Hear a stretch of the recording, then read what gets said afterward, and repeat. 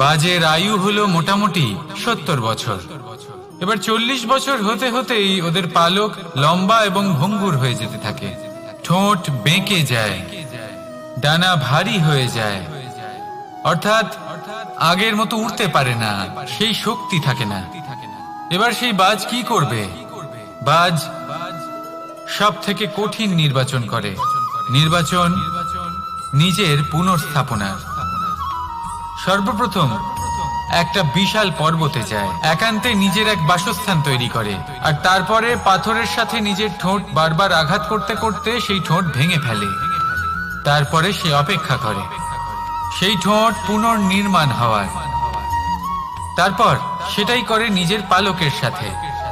তারপরে নিজের ডানা থেকে এক এক করে ভারী পালকগুলো ছিঁড়ে ফেলে দেয়। আর তারপর 150 দিনের এই যন্ত্রণা সহ্য করার পরে